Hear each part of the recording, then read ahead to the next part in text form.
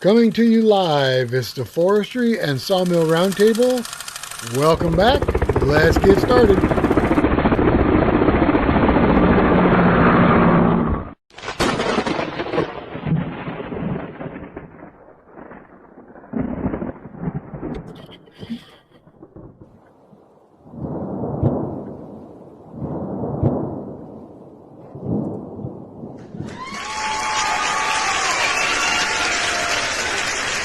Live.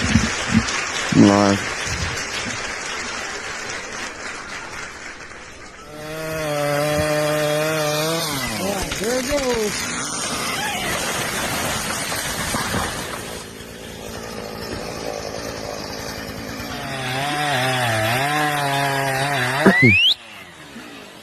Go! Go, go, go! Go!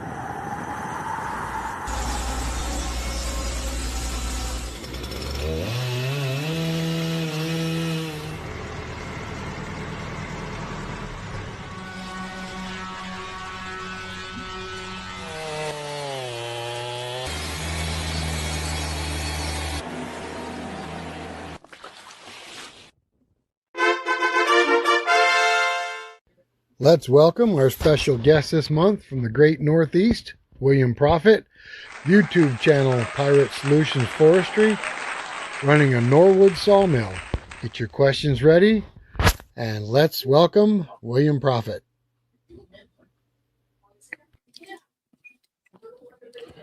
All right, everybody loves the idea of owning a sawmill, right? Running a chainsaw, cutting logs, stacking lumber, all that's a lot of fun. But tonight we're going to talk about something different. How the people in the wood industry actually make money from their chainsaws to furniture, from trees to paychecks. We're going to talk about the services that really pay the bills. Tonight on the Forestry and Sawmill Roundtable, we're talking about something that every logger and woodworker eventually asks, is how do I turn this into money? How do I make it in the wood industry?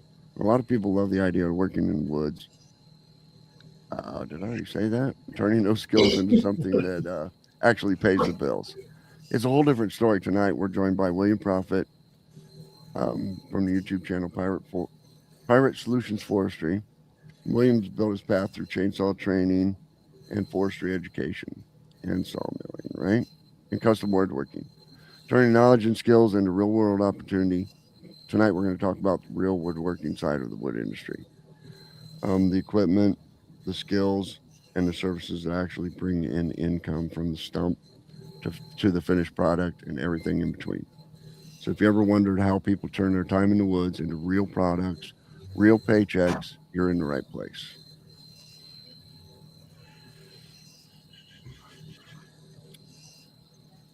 Tim? Rick? Oh, Rick's muted. Rick's muted. He's on the show and he's muted. Unmute him. I'm trying to unmute him. I can't unmute him. He's muted on his side. Rick, unmute yourself. So Rick's going to take over running the show. All right, how about now? Can you hear me? Yeah, there you go. Yep. All right, guys, we're running with a new StreamYard. We're running with a new StreamYard, and we're not quite used to it yet. All right, folks, welcome to the Forestry and Sawmill Roundtable. If you're new here, this is our monthly live stream where we bring together folks from across the forestry, sawmill, and woodcraft world to talk about the real work happening in the woods. Before we get rolling tonight, if you're not subscribed, we would all appreciate your support by dropping down to the description of the channel you're watching from and hit the channel links and subscribe to everybody. If you're watching live, jump into the chat, let us know where you're watching from. Here's our first question for the chat tonight. Who here owns a sawmill and what brand are you running? Let's see what shows up in the chat. Also, a quick heads up, the chat will probably move pretty fast tonight. We'll try to catch as many questions as we can while we're live. But if we miss your question, please leave it in the comments after the show, and we will do our very best to get back to you and get it answered. Tonight, we're really glad to be joined by William Prophett. William runs Pirate Solutions Forestry, and his work covers a wide range of the wood industry, from chainsaw training and forestry education to sawmilling to custom woodworking, furniture making. He's someone who has taken the knowledge of the woods and turned it into real skills and real business opportunities. And that is exactly what we're here to talk about tonight. So, William, let's start right at the beginning. A lot of people watching tonight that love woodworking with wood, but not everybody turns it into a career. Where did your path into forestry and working with wood really begin? That's an interesting question, Rick. It started out when my wife, Kate, and I got together. She was just closing up a coffee shop, and that's where we met. I used to go in there in the morning and have my coffee and read my newspapers. And when we got together, Kate's grandfather had left aside a plethora of the old Craftsman 113, the old Delta Atlas tools, and we restored them all and decided that we wanted to go into business together and start doing woodworking. And it's really where it started. So we I had a pretty big following on Facebook, and we started putting out feelers, started to get our feet wet, got jobs, started doing jobs. And then once upon a time, some of our old Norway maples started to come down in the backyard. And we said, we can't let any of these go to waste. And at that time, our really only option was to start chainsaw milling them. So I started building chainsaws. I had been in the chainsaw business for a long time, had two Husqvarna 268s that I used to call the twins. They were my favorite saws ever. And I started cutting firewood with a friend when we were 16. So I started building chainsaws, and we made chainsaw mills just so we could mill the Norway maples that were coming to end of life in our yard and falling to use in our woodworking business. And the next thing you know, everybody in our area found out that we could chainsaw mill stuff. And that kind of derailed the whole thing. It turned into its whole separate business. People calling saying, "Hey, can you come to our house? We're having a tree dropped and we feel terrible about it, and we want to turn it into, something, a table or whatever." So it turned into a whole separate business. So for 4 or 5 years before COVID, we chainsaw milled pretty much full time and sold slabs and chainsaw mill for people in the field. Then COVID hit. And when COVID hit, I grew up in the trades, from a machine shop to a framer to a finish carpenter to you name it. I got hired by a company that I did chainsaw milling for to do all their outdoor funky carpentry work. And it was very, very high end, from knee braces out of the USS Constitution to doing 500 feet of, locust handrails down a stairway to the ocean. You name it, we did it. We did all kinds of funky projects, real high-end stuff, all during COVID for about 3 years. And COVID wiped me out. It just wiped me out. Kate got hurt about halfway through, hurt her back. So the second half of COVID, which is how I rate time now. I rate time by COVID. I'm like, oh, when did that happen? Oh, it was just before COVID. So it was like 6 years ago. But I beat the crap out of my body. It was every single morning, load up the tools in the truck, go to the lumber yard, load the truck with lumber, go out and do the job, come back home, unload the truck, next morning load the truck, and it was nonstop, 7 days a week for 3 years. We were fortunate in our area that when lockdowns started to happen around the cities, people fled the cities and came to their summer houses, which is where we live, down on Cape Cod. So they said, "You're not locking us down. We'll go to the Cape." And they came to the Cape and tried to build up here on the Cape and said, "Hey, fix our Cape house up so we can live here nonstop. We don't want to go back to the city. We don't want this to be over."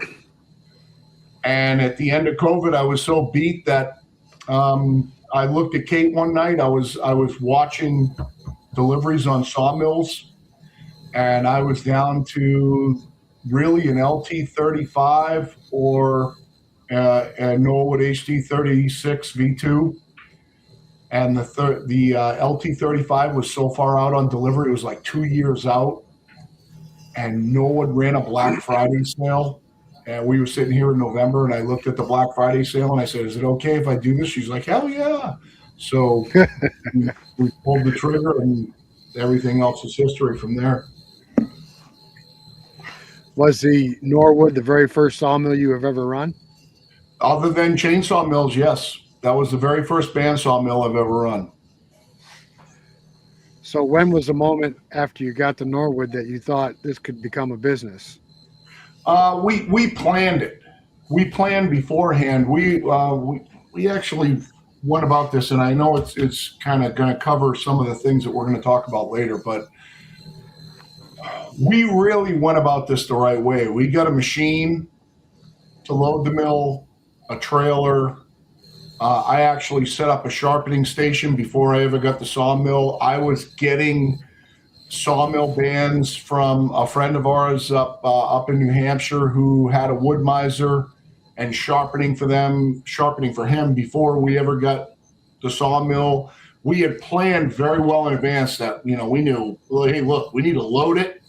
We already had a good supply of logs from the chainsaw milling side, because when I say I was chainsaw milling, I wasn't just like chainsaw milling every now and then. I mean, I was doing it full time. I was in on the ground floor. When I started chainsaw milling, there were only 3 or 4 of us that were doing it, like really doing it. And we were doing it full time. So our whole yard was log piles and slabs and everything when we got the Norwood. But I had to get away from the building side. And we went about it the right way. We took all the steps beforehand before we got the mill, and that made the transition much, much easier. Nice. All right, you guys out there in the audience, type tree in the chat if you've ever cut a tree down by yourself. I did that today. Does that include us or not? That first thing this morning. All right, give me a second here to look at the questions. Oh, If you guys got any questions out there, now's a good time to put it down, and they will pop it up there on the screen so you can see it. Chris said the video keeps timing out, but I show it's running good here. Everything on the back end looks good. I don't know. Chris, who are you watching it through? I can see. Oh, there it is. Wonder what channel he's watching it through. I don't know. I think it's on his end. My end looks good anyway. StreamYard Yeah, looks ours good. seems to be doing good. Hey, Neil. Okay. Yeah, it looks All right, good. so, all right, William. So you said you've been messing with chainsaws for a long time. What's some of the mistakes you see beginners make with chainsaws? Let's see. I would say the first thing is that number one, they buy too small a saw and then try to ride it like it's a rented mule. Yep. The second thing is that, and even into tree services, I run into this all the time because I actually do people call me up and have me come over and do seminars for their workers on sharpening.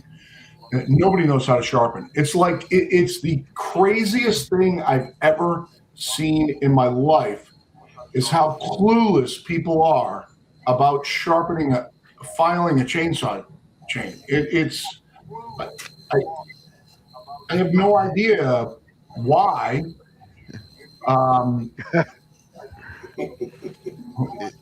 Because Bill still holds me in high regard. I was lucky in the fact that when we got into woodworking, we started into hand tool joinery. First winter it was like, oh crap, out in the machine shop it's really cold, but we have the table saw and the joiners and everything. So we set up a joinery shop inside the house. We took the old parlor, and this is like an 1870s farmhouse, and we turned that into a joinery shop. And we got into hand tool joinery. We started restoring hand tools. Well, I got into sharpening and filing all my own hand saws. And that gives you a real good fundamental understanding of fleam angles and rake angles and exactly what the teeth are doing while you're cutting. But chainsaws really aren't that complicated. I mean, I learned when I was 16 years old. The guy, sold me my first Shindaiwa. It was a 60cc Shindaiwa, and he's like, oh, just, push the file across it until it starts running smooth and just follow the tooth angle. it was like, but then the ones that I get in from customers, even tree services, these guys are running saws all day, every day. They're just brutal. It's like, are you even watching? I know I'm late to the show. Hey, everybody. Hey, Neil. But what would you say the biggest, most common mistake that you would see as far as sharpening? I know me trying to learn how to hand file is trying to keep all the teeth at the right angle and making sure that gullet is cut out right and get that burr to flip on the edge of that tooth. All right, so two things with what you just said. Number one, your teeth don't all have to be the same angle. Okay. That's way overblown. The gullet's a little bit more important because what happens with the gullet is you're putting your angle on your tooth. Right. So the deeper that you make the gullet, the more you undercut the tooth and the more sharp you make that angle. Okay. And the less it's going to last. You kind of want that angle. I think in almost any tool, and we sharpen everything from chipper knives to plane blades to chef's knives to you name it here, professionally.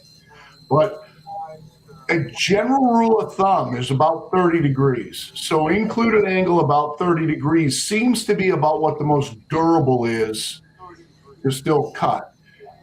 You want when you have your file, you want about a 30 year file to be over the top of that tooth. Okay. To create that 30 degree C, which is called rake angle. Right. That 30 degree rake angle on your cutting edge so that your cutting edge has a chance of lasting a little while. If you get your gullet really deep and you get the file way underneath, you'll make a real sharp, fine. It'll dig in, it'll cut great at first, but all you're going to do is you're going to roll that edge over really quick. And once it starts to roll, it just dulls right off really fast. Yeah, one thing I just picked up on was like keeping the part of that file above that tooth. Don't try to keep that file underneath it and barely touch the top of that tooth. You want it to stick above that tooth. Very noticeable. You want that to remove some of that material.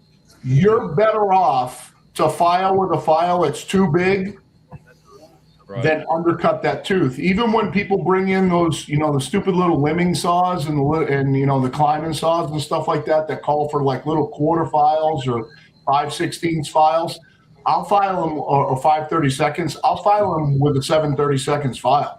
Right. And give them back to them because it creates a real durable edge. I've never gotten real good at sharpening with the hand file. I bought me one of those. Is it the Timberline or whatever locks on your bar and you keep that 30 degree angle, and it does fairly well. But most of the time, Mr. Robert sharpens everything known to man. I just bring it to him with my saw. Right. He's a treasure. We're lucky to be alive while he's around. Yeah, he's a trip now. Yep. As far as that, that fleam angle that you're talking about, the 30 degrees, which is called fleam, it's way overblown. It doesn't super matter. You can get that angle anything in between, let's say 15 to 30, and it's going to do its job. I mean, that all it is it's a shear angle as it goes through the wood to shear across the wood. You can, in my chainsaw milling, I file at 10. Right. And I can pull out one of my chainsaw mill saws and cross cut with it all day. I mean, even at 10 degrees, it'll still cross cut fine, perfectly fine. And I think there's also, I think, a misconception. There are a lot of people say, well, should I get a rip chain or should I get a regular chain? They're all the same chain, just filed at different angles. I know that sometimes when I've tried to hand file or a chain gets dull, when you cut and you get your bar about halfway in, that joker wants to it veers off and wants to bind everything up. That right there, that'll make a good man cuss. Yeah, right. That's a good test for how everything is in the entire system, because there's a lot more components than just the chain. I think the most important thing is I like to use a progressive raker gauge, which sets every raker drag, depth gauge, whatever you want to call it. I was kind of taught to call them drags, but I think raker is pretty universally, it's not a raker. When you take your rakers down, first of all, your rakers need to be at an angle like this. You don't take them off flat on the top. They need to be at an angle like this. A progressive gauge does a really good job at doing that. And also a progressive gauge sets every raker to every tooth. And a lot of the other raker gauges bridge across several teeth, and you stick your file in the 30,000 slot or the 25,000 slot, you file straight across. Those don't really do a good job. If you use a progressive raker gauge, it doesn't really matter if your chain's balanced. You don't have to count strokes on one side or the other. It doesn't matter if all your teeth are the same size. If you use a progressive raker gauge, all your teeth are taking the same bite, and they'll cut straight as long as your bar's in good shape and you don't have big burrs on your bars and your bar rails are like this or something like that. But I think a progressive raker gauge is a must. And your rakers are just as important as how sharp your teeth are. Oh, I would say easily yes. I think that the only thing that's going to really keep a saw from cutting, unless it's absolutely whooped, is if your rakers are too high. Period. Right. If you bring your rakers down, you can dig in, your dogs and make a dull saw cut. It ain't gonna cut great, but it's gonna cut. As long as your rakers are in. Guy gave me a tip one time. He said, you know how to keep your chain very sharp? Keep it out the dirt. Yes, exactly. That works. All right, so let me ask around the table real quick. Andy, you and Paul do a lot of chainsawing. Who sharpens your chains? We both sharpen our own, but I have to admit, I cheat. I use the steel sharpener. The 3-in-1. Yes. Yep. How about Eric and Matthew? I generally sharpen all of them. I was taught at an early age. I was getting paid to do tree work at 14-year-old. Hand file? Hand file. Man, they learn how to, if you got a vise and a hand file, I'll make one to tear you up. When it hits your legs, it stings. Yep. Yeah. Neil, we already know your answer. Craig. I do have the electric one. If I get a chain way out of whack or something, I'll go through and straighten it up and then hand file from there. But There's nothing wrong with having one of the electric ones to get you back Right. in line. Yep. How about you, Craig? Yours truly. You sharpen your own chains, Yes, I do. I sharpen my own stuff. hand file or machine? I do both. Just depends on the day. John? Oh, mine's all electric. All electric. Yeah, absolutely. I hand file, and I'm the one that everybody's talking about how bad this guy hand files. That's me. I don't hand file it. So I take 12 chains to the woods, and they're all sharp, and they'll all eat their way through the wood by themselves. And when they won't, that one comes off, and another one goes on. Period. Yep. And I got then- a cousin tree worker does the same thing. He takes a whole bundle of them on his truck. He said, "I'm not sharpening a chain for the customer. I'll just put a new one on and go cut." You didn't have a sharp one on your mill the other day. We hand file in the woods, but if we have to touch a chain up, we do have an electric sharpener as well. Does a pretty good job too. So, Yes.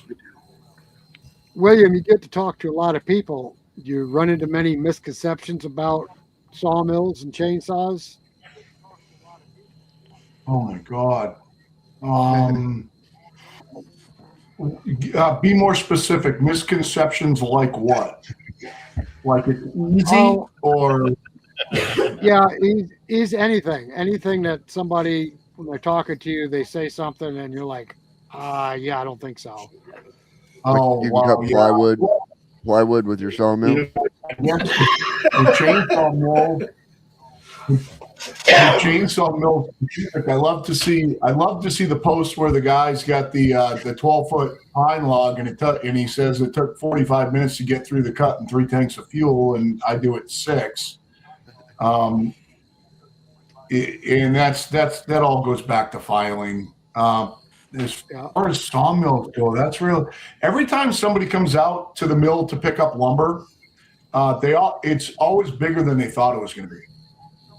Unlike me, the sawmill's always like, they go, "Oh my God, this is really awesome. I didn't expect anything like this." I don't know what they did expect, but wow, misconceptions. I think one of the biggest misconceptions. I think one of the biggest misconceptions we run into is we'll get people that they'll go up here in the Adirondacks and walk into a bar and it has a rustic bar top. And the first thing they do is they'll call us, yeah, we want a slab 12 foot long, 4 inches thick, and 36 inches wide. Oh, Jesus. Yeah, needed it yesterday. And I want it made out of maple. Yeah. Yep. Now, I run into that because, with me, typically all I do is I either cut for myself or I cut for customers. I don't cut any stock. So my time on the sawmill every day is only cutting customer orders. The people that contact me for stuff that they want, just like you said, I get all the I can't get it anywhere else impossible things on the request line every night. Well, can I get a 24 by 24 white oak beam that's 48 feet long? Can I get? I need a white oak slab that's 56 inches wide.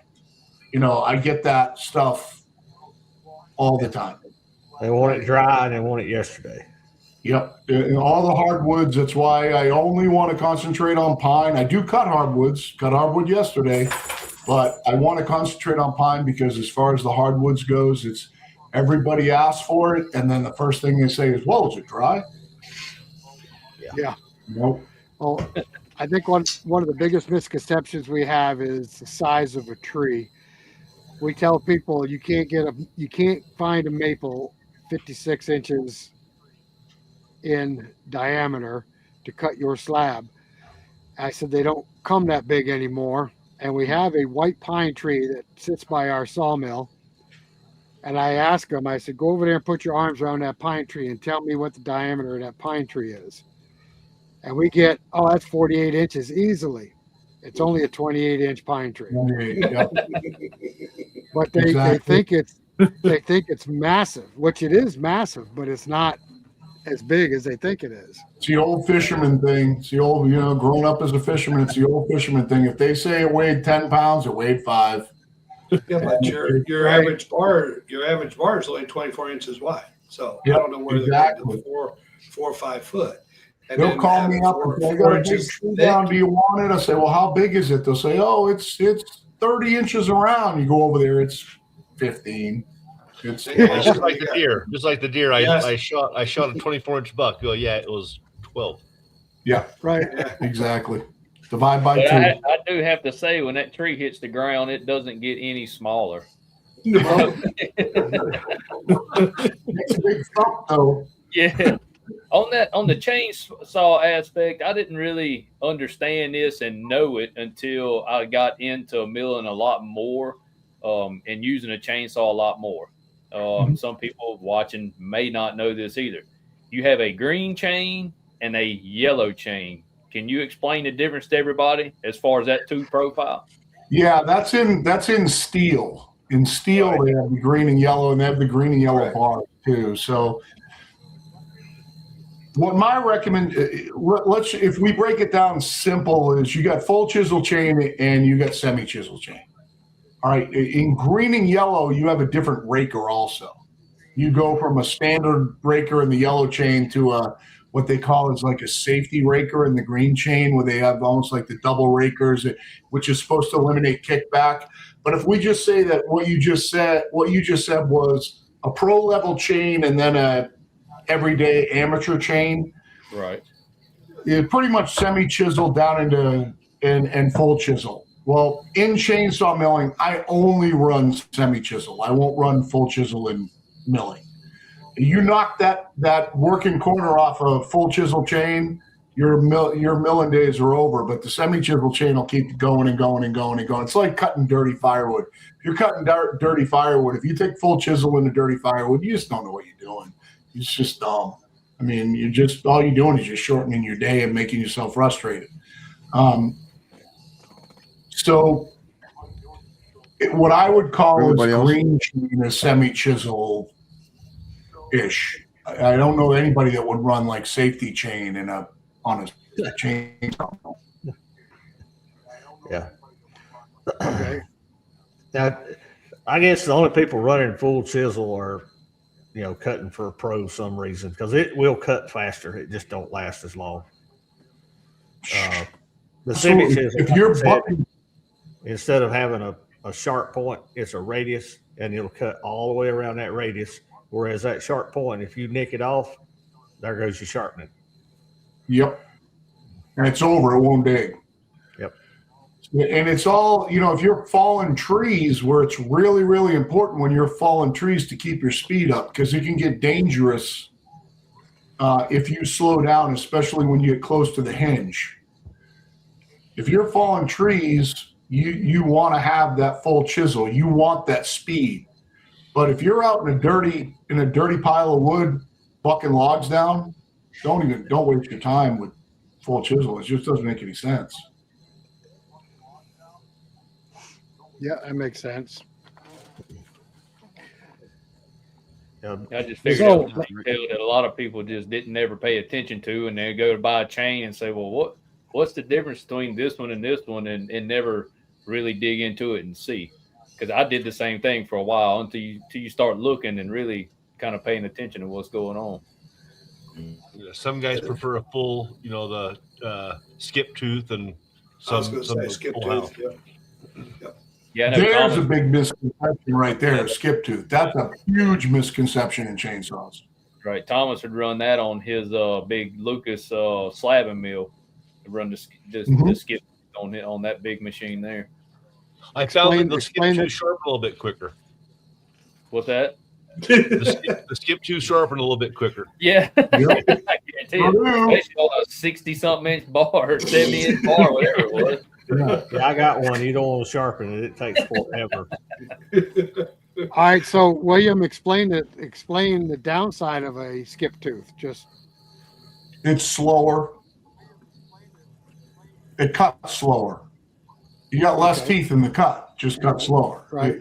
The advantage to a skip tooth is if you take an underpowered saw, run a bar that's too big, the skip tooth will get your feet per second up on your chain on a saw that Can can't compensate. pull a full comp Yeah. at that speed. But the misconception is that skip tooth cuts faster. It doesn't. It's nothing could be further from the truth. When you run full comp chain, you got more teeth in the cut. Full comp chain cuts faster. There's no doubt about it. okay. But skip tooth, you can keep your chain speed up on an underpowered saw with a big bar. But if you've got a big saw, I mean, I run 56-inch bars on my mill saws with full comp, and we'll mill off a 15-foot white oak, 36 inches wide, in 10 minutes on 1 tank of gas with full comp chain.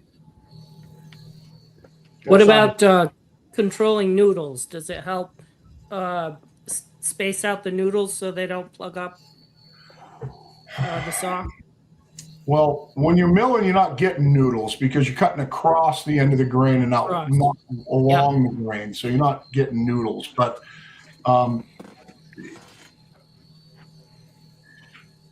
as long as when you file, you don't let that gullet come way up. You keep your gullet cleaned out. You're going to have no problem in a mill saw cleaning sawdust. Gotcha. You just don't create enough. You're not creating enough speed. I mean, enough sawdust during the cut to cause a problem. Maybe if you got into real gummy wood, I've had that problem in like hemlock, in big hemlock. I'm talking about huge hemlock, cutting big hemlock slabs where they got big pitch pockets in them and stuff like that. You can kind of gum up a chain like that. But other than that, if you're milling hardwood, you're never, ever going to have to worry about sawdust. It's so fine and it spits it out so fast. It's just not a concern. Yep. All right, so Go ahead. you've been messing with a chainsaw since you were a teenager. Do you remember back in the days when they had the bow saws? The bow chainsaws, they called it a bow saw. Sure, I know what they are. I've never used one though. I'm just curious, what was the purpose of it? I never owned one. They made them specifically for bucking logs in a log pile, and I don't know enough about them to know exactly why. It had something to do with to keep them from getting pinched. Okay. Yeah, I guess that could make sense. I don't know how it worked, but that's what they did. They didn't last that long, so they couldn't look at it. Yeah, they couldn't have been that good. Yeah, chainsaws have come a long way. Remember the old heavy-duty McCullochs? I grew up with one of them. You had to reach beside the bar and oil it. Yep. And we had one that had thumb oiler. Yep, those old home lights. I mean, all the ones I started with, you had to thumb oil them. Those old home lights, and they were great saws too. They really pulled like. Yeah, they were. Oh, we sawed a lot of wood with it growing up. Dad had a couple of them, and your toolbox, you had chain, screwdriver, half-inch, 9/16 wrench, and a little bottle of gas because the things wouldn't crank if you did just a little bit in the carburetor. And we used to when I started selling firewood at 16, we were cutting 4-foot logs and hand splitting them in the woods and selling them in 4-foot lengths. That's how we sold firewood, was 4-footers. Wow, really? Hand loaded into the back of pickup trucks, sold everything in 4-foot lengths. Lord have mercy. Huh. I don't want to handle 4-foot firewood. No, that would tire you. That would tire you out by the end of the day. And hand split them in the woods, just like you'd split a log, except hitting it on the side until it would start to crack, then throw a wedge in it, beat it, break it in half, throw it in the truck. I seen a guy on YouTube a while back. I've been thinking about adding a wood boiler, a hot water boiler, he had a monstrous one, and he'd put 2 or 3 logs on his tractor, go over there, and the hinge on that roof would roll back, and he'd just drop them right in the top and then close back. like a About roof plant. 6-foot long logs. He'd just put them right in the top of the boiler, and the lid closed right back over. Yes. That's awesome. We had a place up in the Adirondacks with my ex that we had a cabin up in the Adirondacks, and we burned 4-foot round logs in the fireplace. Oh yeah, Whole 4-foot round. Oh, y'all burn firewood up there?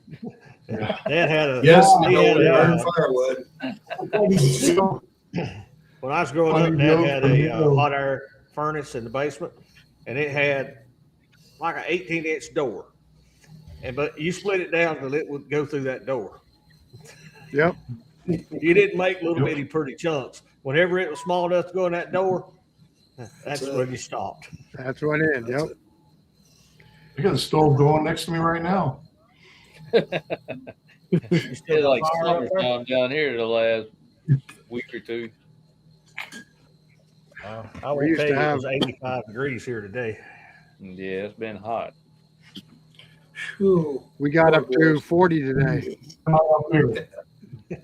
If someone was out there looking to buy a chainsaw, what would you recommend on choosing as far as bar length goes? I mean, I have my opinion on bar length and how your chain. Somebody who knows how to run a saw, or somebody who's a newbie. What is that number? Maybe. I mean, you could touch a little bit on either one, but as far as long as chain stays sharp, or what, I guess it depends on what you're cutting. I mean, it maybe dig into that a little bit.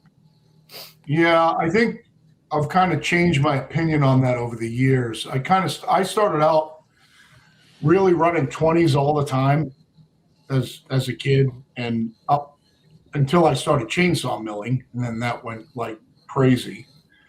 But I always ran a 20. Now I always run a 25. So if somebody said to me, let's say it was a guy on a tree crew, hey, Billy, I want to go down, I want to buy my own saw. What length bar do you think I should get? I'd say a 25. I think that's a good middle of the road bar. If it's a newbie, first of all, I'll tell them to get an electric one. I'd tell them to stick with 18. Right. Something around there. Your toes are further away. Yeah. And with the 25, I mean, I really I used to like running the 36 all the time because for 3 years, all I ran was a 36 every day. I never ran a small saw unless I was just bucking limbs off of something that I was milling. But I ran 36 90% of the time. And even when I was cutting firewood, I would just cut with the 36. And man, I'll tell you what, you get used to it after a while. It's nice to stand up and buck with a 36. That's one good thing about a long bar. Another one, on my opinion, on that long bar, my theory is on it is you got a longer chain. It has to make less passes, revolutions through that log to cut the log. So your chain can stay sharper longer with a longer bar if you're staying out of the dirt, of course. Yes. Yeah, And if you hit something, you're only hitting it with a smaller portion of the chain. I'm afraid of giving a newbie anything more than 20 inches. Right, that's right. Using Really, that longer bar like that too, you let the saw, the weight of that saw, help you get through that wood. Yeah, You're always cutting with the tip too. Yeah. The 2 saws that I keep here in the sawmill, I will never let a new person touch either one of them. That 500i, they got no business ever touching it. It's a hot saw on top of being a 500i. And then I got a 545 Pro Husky, and that thing is a monster in a small package. That's not it's not a beginner learning saw. Now I got an 029 here. Learn on that. Hello, Russ. Welcome to the show. Yeah. There's Russ. Yep. Well, I got to say, Eric, that the chainsaw I have on my mill, anybody can use it who wants to, but nobody wants to. It's an old. It's an old. You got that old green go-go on there, right? Have you? Yeah, purple too. It's a 25-year-old wild thing. I had one of them years ago, and I didn't buy it. I found it in a dumpster. Somebody knocked the chain off it, couldn't fix it, just threw it in the dumpster. And I brought it home, and my 3 kids, they used it when we were sawing firewood, one of them little bitty go greens or whatever. Yeah. Wild Well, we thing. both got the wild thing, and you can't kill them damn things. I swear. I have one up in a barn. We've run them over. We've hit them with other chainsaws. Dropped trees on them. You just can't kill the damn things. We try. Well, I've thrown it. I've thrown it out in the woods and gone back and got it a week later. biggest thing I see with people like us that need a saw and need a good saw, they're unwilling to spend the money and buy a pro saw. I don't care. I've had them all. I like them all. Shindawas, Huskies, Steels, and got all of them currently. But to pay up and buy a pro saw, you're stepping into another level, and you're going to pay a lot of money. Especially if you walk into a store and don't know what you're doing. Oh yeah, because you get talked up pretty quick. If I was going to go down into my steel dealership right now and buy a saw off the rack, they got some 365s in there, Huskies. Yeah, that I would for like $670. I would buy that in 2 seconds over spending $1,200, $1,500, $1,800 on another saw. I'd buy that old 365 Husky in a second. I mean, not old, it's brand new, but just still adjustable, great saw, pulls great. I loved the 372 until they took them to $1,400 a piece. I have an old 372 XP out here. It runs, but it needs reworking and some taking care of. So if anybody watching does that kind of work, get up with me. That's why I ended up. I mean, you can't get your finger off the throttle. It revs up so fast. I mean, that's a powerful saw. I like it. Guys, I want to give a shout out to 36s. I read a Michael couple Wilson real quick. I like them all. I thought Michael had a longer bar than 25 inches. He runs a 28. Mike runs a 28. Yeah, he's got a long one. Yeah, I thought he had a longer bar than 25. So let's talk about what we're here for, making money with wood. I think everybody on here makes money with wood. What's in your opinion one of the best services with wood that pays decent money, Bill? My biggest profit center is cut and trailer decks. That's where I make my most money. Cut and trailer decking. I can cut trailer decking at $3 a board foot, cut 1,600 board feet in a couple of hours. That's where the money is. If I could cut trailer decking all day, every day, that's what I'd do. But I don't want to cut trailer decking all day, every day. And also, when I get into cutting trailer decking, I'm competing with the firewood guys for the wood. When I'm cutting pine, I'm not competing with the firewood guys for the wood. All my wood's free, and the wood's $1 a board foot when I sell it, but there's no problem getting it. There's no problem filling orders. So pretty much what I do is mainly cut pine all day, every day, except for yesterday. If you watch my video where I got the oak, but $300 on 3 boards, $280 for 3 boards, 3 3x8s. I mean, how can you beat that on a piece of oak? I mean, in 25 minutes of cutting. Yeah, you can't. No. I've had some guys ask me about the cut and trailer deck down here. Mostly what we have down here this far south is a lot of water oak. They asked for red oak, and I've tried to explain to them that there's not very much difference at all between that water and red until you get to the white oak, and that's a whole entire different species. And they just are very adamant. A whole entire different price range. Well, you got to sell what's in your market. That's right.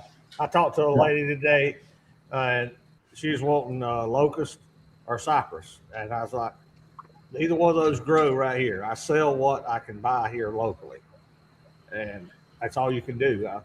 I can sell a lot of cypress, but I got to get it from way down there where he's at. They don't grow here. And by the time you get Locust it and cedar. Yeah. Okay. Neil can sell. He can sell all the white oak I shipped to him, and I can sell all the cypress I got back. I guarantee it. I guarantee it.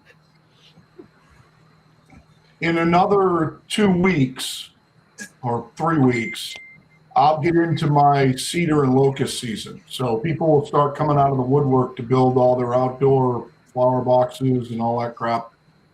And everybody will want locust and cedar.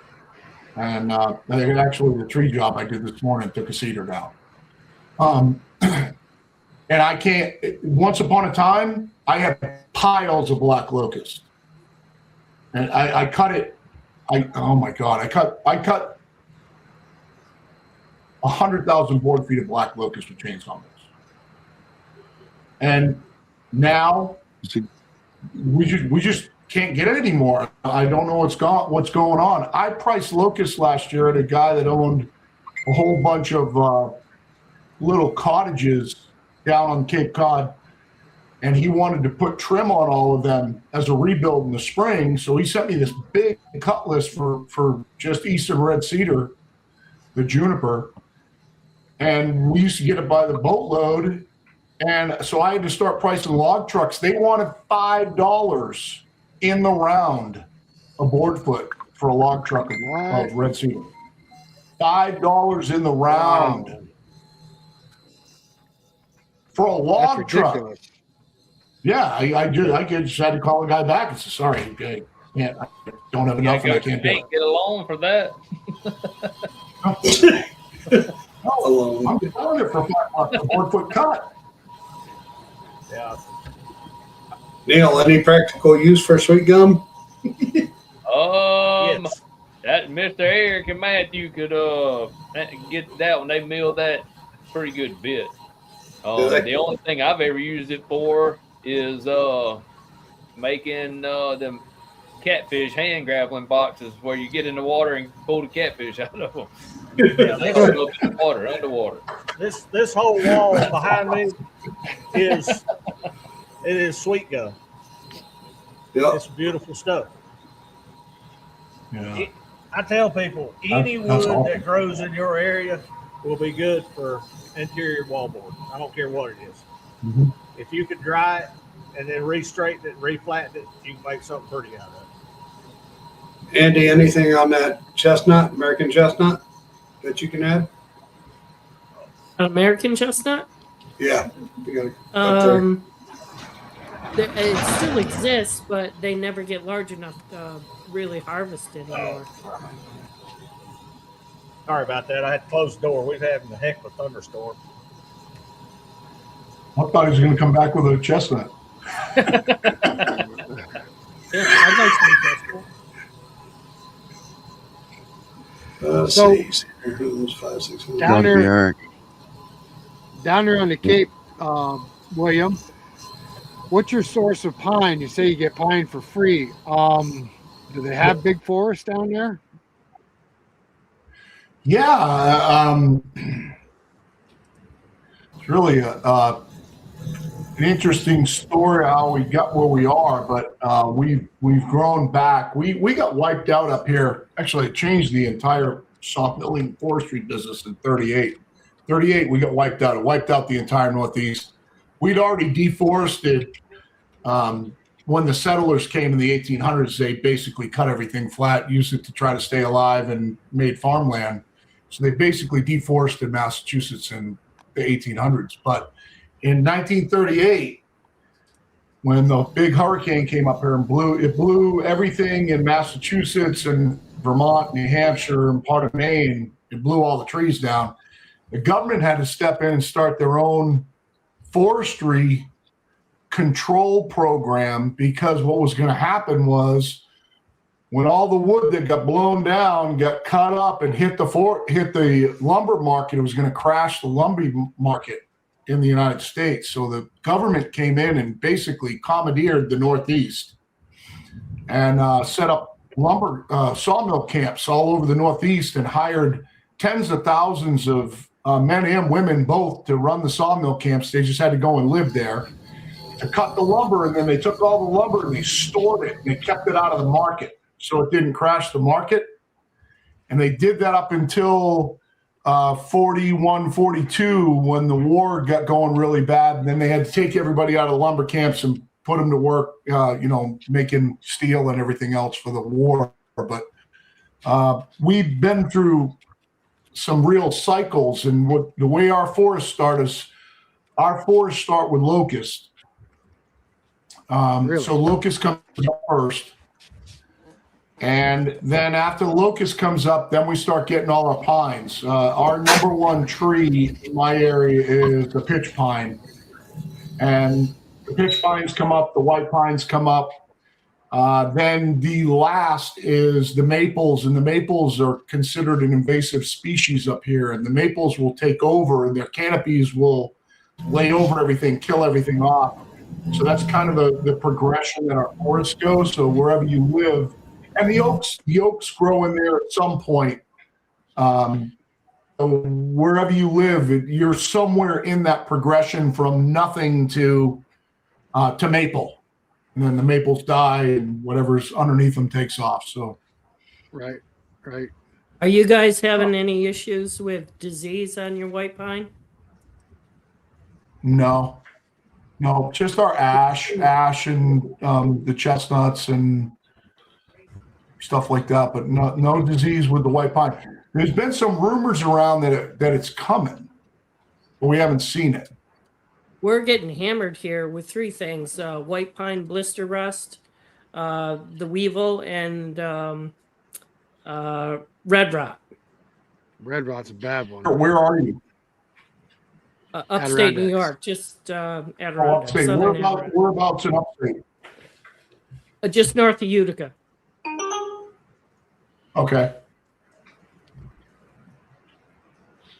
Huh. Yeah, We're not getting any of that out here. I couldn't tell you last white pine that I milled that had an ounce of rot in it. So it's one of my favorite trees to mill. There's just never a problem with it. That The must be weevil, nice. it just you end up with a multi-trunk tree. They're a real pain in the ass. Like getting cat faces in them and then they split off or something like that, or They come in and they kill the main leader towards the top, and then the tree. You know how white pine will respond when they lose that leader. More than one of the side shoots will try to take over, and then you end up with a multi-leader tree, and it screws everything up. yeah, we very rarely see a multi-liter white pine here. Very, very rarely. They grow really straight, really big. Once We're not once that the far away tree's from above each a certain height, they won't bother it. But all our younger white pine, they've been weeviled. Wow. I think white pine is one of my favorite woods to cut, other than the pitch that comes out of it. Yeah, all we have down here, but we've been running 95% pine plantations. It's just the pine beetles. Yeah.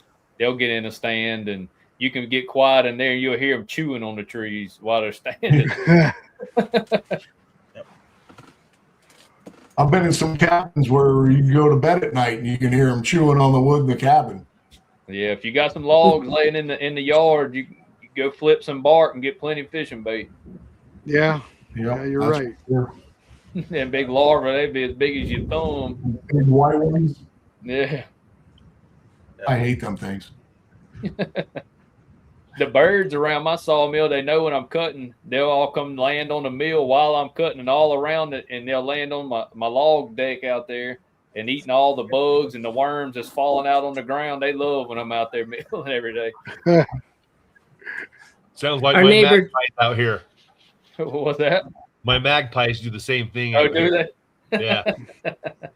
Our neighbor tends bees, and every time we mill, the bees will come over and get on the lumber. You must be getting sugars out of there somehow. Yeah, Yeah. he said that wormy pine makes nice lumber. There's a lot of times you cut that older log, and I'll do it on some of my wood, let it sit for a little while, bark slipping, and you cut it, and you'll get them little bitty pinholes all in that pine wood, and it's black around it, and it Yep. adds a tremendous amount of character to that wood, and only time can do that. Yeah, I have woodpecker damage in my spruce that does the exact same thing. Really? Yeah, wormy Yeah. white pine sells good around here. Yeah. Now, we had a question about making money. Now we all do this, so we all know. But tell our people how you figured out from the beginning. What can I do? What can I sell in my market? Because mine's different than yours. To make a living, because it don't happen organically. You have to work at it. Absolutely. Yeah, I'm a bad example of this because I took a big step backwards.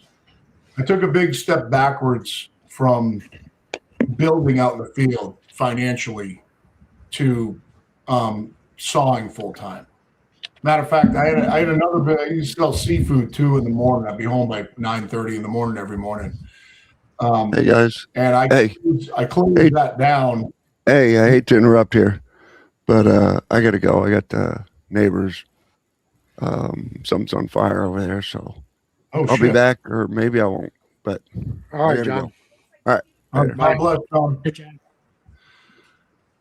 So my sawmill was what I would say is a soft retirement from being out in the field. Yeah. So I don't go at it like I'm trying to make $1,000 or $5,000 a day. So I'm a bad example of that. Like you and Matthew, the stuff that you do, Eric, you're banging out a completely different level on the sawmill than I am. Same thing with Neil. My business model is very, very unique because now that Norwood has latched on to me and made me an international ambassador, to where I travel, go to all the shows and run the sawmills for them at all the lumber shows and everything. And they take really good care of me. Well, not only does Norwood take really good care of me, not only do I own my machinery and my truck and my sawmill, but I get all my logs for free. So I have very, very little cost in what I do. Every log, when I mill a log, if I make $180 off that log, it's $180. Minus the fuel that I throw in the sawmill. That's a very, very unique business model. That is, I'm extremely lucky to be in that position. And see, I have a little advantage like that also. I'm real good friends with some land clearers down here and have access to some fairly cheap lumber logs, and they're just going to burn them. And most of the time they'll haul them for just a little fuel money for their equipment, or call me, hey, come get these, because it's not worth for them to haul it, or you know what I mean? And it keeps your overhead way down, and that's really the goal of all of it, is keep your overhead down and try to make the other end go up. Yep. I've got probably 20 chainsaws. I just gave one of my tree guys, my main guy, I just gave him a Hypo 100cc saw. Yeah. Just gave it to him. Just here, you take care of me. Use this, because you had an 881. And his guys don't like to run it for a stump saw because it's too heavy. I'm like, here, we'll run this bitch.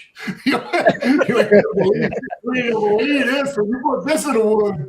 And now they don't want to run it. I don't care what market you in. Tree guys are your best friends. Yep. Loggers are good. Don't get me wrong, but you got to buy such a volume from them. Your tree guys, they're in the yards every day. Tree guys and graders find me the best trees, especially when they're going in and clearing a little 1 acre lot that hadn't had a tree cut on it in 100 years. Yep. Yeah, you'll get some beautiful stuff. Now these yard trees, there's no value in them, but when they're trimming an old 100-year-old white oak and they start topping it and figure out it's got a little rod in it, bring that thing on. That's a good one, you know. So guys, when do you know when to go from hobby milling to full time? Anybody? Yeah, when your job can't handle what you're doing on the side. They told me you're gonna have to quit. I said, yeah, you're right. I quit. See you. 100%. I'm a prime example of a side hustle and a hobby that got way out of hand. That's kind of where I'm growing too, because I'm steadily upgrading all the time, and it's getting there. That's the beauty of Wood Miser, Norwood, Timber King, all these sawmills that are mobile. A guy with a little money in his 30s or 40s can buy one of those mills and pay for it, and go out and hobby saw once a weekend, twice a weekend, a month, and make enough money till he gets sawdust in his blood, and then his hobby turned into an obsession. Yep. And not everybody does, because I'm sure all you guys are on Marketplace, and you'll see all these mills for sale that people bought and wanted to get where we're at. But it takes time, takes a lot of work, takes a lot of effort. And buying a sawmill is just the beginning of the money. That's only part of all the equipment that you need. Not to mention the physical demands as well. Oh yeah. Yeah, you go work. There is no sawmill made. Even my 70 with electronic controls, I still shuffle wood. Matthew shuffles wood. We handle wood all day. It's kind of therapeutic though to come home and run the mill and get away from all the noise, just to cut wood. Get away by yourself and cut. I ain't got my earbuds. Put your earbuds in and just saw. And just cut. Yep. Enjoy it. Till something goes whang. Now, Craig, you work by yourself most of the time, right? Yeah, I do. You probably work harder than all of us. He does. He just won't admit it. He's cutting all that dry wood out there in Utah. He's always putting in ceilings. I got the easy life, huh? No, you're up. I know when you text me or you message me in the morning, I know what time it is out there. You get up early as hell. You just don't know. I got my coffee. I'm looking at 7 o'clock. I'm like, wait a second, it's like 5 o'clock out where he is. What's he doing up this early? Craig doesn't sleep. I got buddies in Mississippi. You can text me at 5:30. I'll wake you up, Craig. My wife will come out and she'll say, "Is that Neil again?" I call him. I say, "Golly, he's 2 hours behind me. That joker's asleep." Hello, I'm just getting my coffee pot going. Yeah, exactly. Oh man. All right, so I heard Bill mention that you cut some wood for the Constitution. I worked on surfaced and repaired some knee braces from the Constitution. A guy that hired me to do ridiculous, crazy, organic, high-end building for him bought seven knee braces out of the Constitution that were at auction from the Navy Yard.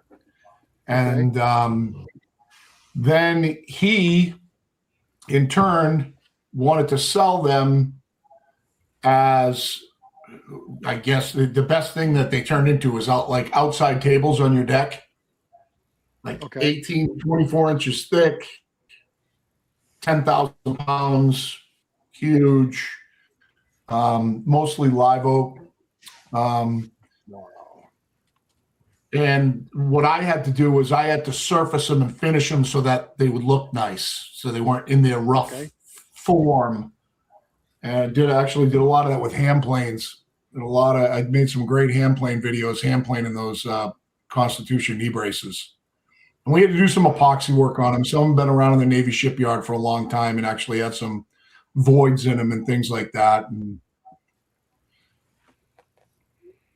But that was a neat project. They got some super secret epoxy that they put them, because they laminate them together. They used to use white oak, but then they used all the white oak in the United States, except for Gary, Indiana.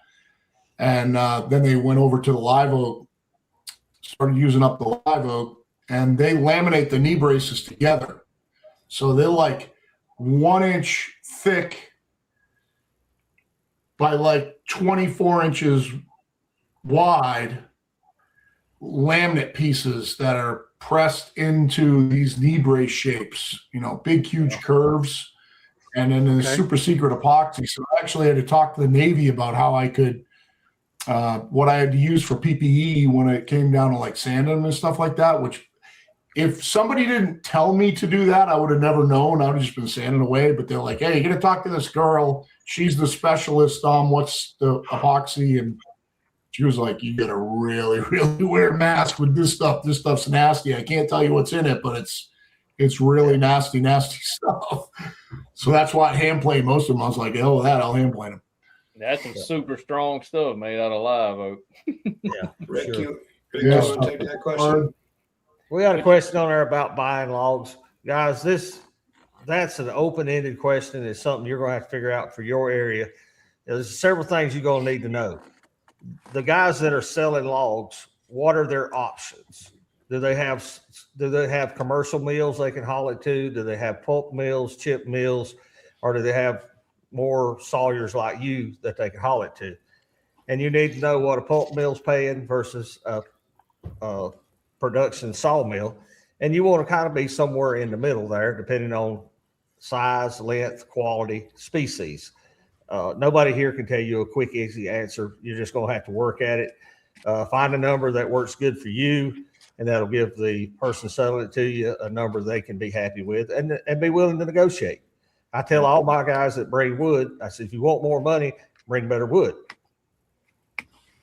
And as far as the pine goes, I buy down here when they ask me if I want to load a log or whatever, and ask them will they haul it. Yeah, sure, I'll haul it, and then ask them at first, what is it worth you to haul it to me? Yep. Now you got a starting point.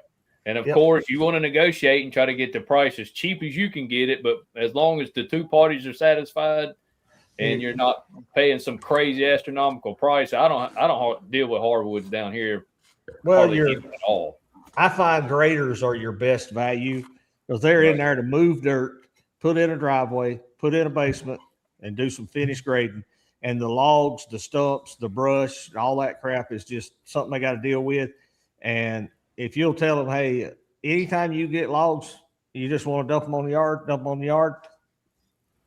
They'll come and dump them on the yard just to get them off their truck, get them off their job. I work with a guy running heavy equipment, a track hoe and a dozer, and we're just finishing my brother's place. Had to just dug a 3-acre pond and then cleared another 6 acres for another friend of ours. So just every time you go home, just haul a load of logs with you. Yeah, and I tell my tree guys, I said, hey guys, if you're on a one tree job and you don't want to carry your chipper, throw all the brush in the truck, take your skid steer, throw the logs on top, drop it off out here in the yard, and I'll throw the brush in my burn hole and deal with the logs. It helps them out and it helps you out. You see sun coats right there. I had to throw that up there, Neil. I know you did. That's who I'm working with. But we're kind of lucky here. We have a stump dump about a mile away. Oh yeah, that's nice. And all the tree services and stuff dump stuff off in that dump, and the only thing we got to do is fight the firewood guys for it. I can choose. Yep. Well, it's an ongoing battle. You'll have to figure it out in your area, and you may be fortunate in your area that there's nobody buying wood, and they basically just give it to you to get rid of it. And I don't mind paying for wood. I really do not mind writing a check to a guy that brings me a nice load of 16, 12-foot long yellow pines. They're all 18 to 24 inches. I'll pay you all day for them, buddy, because that's cutting cream of the crop. Hey, Bill, I got a question for you. I want to know what your policy is on customers bringing logs to your yard. For me to cut, just for me to cut them, or like Yeah, to be yeah. to So have I've them. run, I've run into issues. I've run into issues where guys want to bring me their stuff, and then I'll contact you later with a list. If I don't take a deposit on their logs and being on my property, chances are sometimes I don't hear from them. Sounds like it's that's your the land. only thing I haven't really run into that. I mean, typically when somebody brings me, somebody's calling me up, and the way that it usually goes with me, unfortunately, right now I got a huge pile outside that I got to cut for a customer, but that have been here for 3 months. But usually it's they show up with 4 or 5 logs, and I cut them right away, and I stack them for them. And I ask them, we look at it and we say, "What do you want out of it?" They say, "I want this." I cut it right away, and they're gone in within 2 or 3 or 4 or 5 days. I did have some people that live locally that were builders that brought me a bunch of logs years ago that were kind of junk logs, like some crooked pitch pines and short stuff and a bunch of other things that never, ever, ever came back for them. We were cutting some flooring for them and out of their big logs. And then they kind of just left them here and never said boo about it again. But overall, it's not really a problem. No. That's why you do business face to face. I'm on Marketplace, just like these guys are on Marketplace. And people ask me how to go forward. I said, well, the next step is you need to bring some money and come see me. When you bring your logs, come see me, and we'll sit down and figure out what you want to do and go forward. I use a gut feeling. If I get a good gut feeling, then we move forward. If I don't have a good gut feeling about somebody, I'll tell them right quick. Not going to be able to do that. You might need to find somebody else. Eric, I had that just happen to me 2 nights ago. 2 nights ago, I had a guy message me off of Marketplace, asked me to cut him 500 feet of 3/4 by 8 white pine, and he wanted me to shiplap him. Well, that's a pretty good order for me. It's probably going to be $1,000 order because it's going to be after I shiplap it, it'll end up being $2 a board foot, so it doubles the price for me. So it's $1,000 order. And get it done pretty quick. So he's all ready to go. I said, when do you need it by? He said, I don't need it to the end of April. Awesome. Just do me a favor. I said, I want you to text me your info and this order. I'm going to send you my cell phone number. I keep all my schedule and my text line, and every time I finish something, I delete it. So when I get up in the morning, I can look at my text line. I know everything that I have to address in life. And that night he didn't text me. So the next morning, got a bad feeling about it. I shot him another message and I said, hey, I need you to text me your info and that order for my text line. And 15 minutes later, he said, I don't want the stuff. Yeah. I was like, well, thank God I didn't start cutting on it, because he was all gung-ho the night before. Yeah. Now, we've all got good customers. I've got several hundred that he called me up right now and say, I want $5,000 worth of wood. I tell him, okay, it'll be ready. But people you don't know and people on Facebook Marketplace, money up front, face to face. Absolutely. And believe us, we've all learned this the hard way.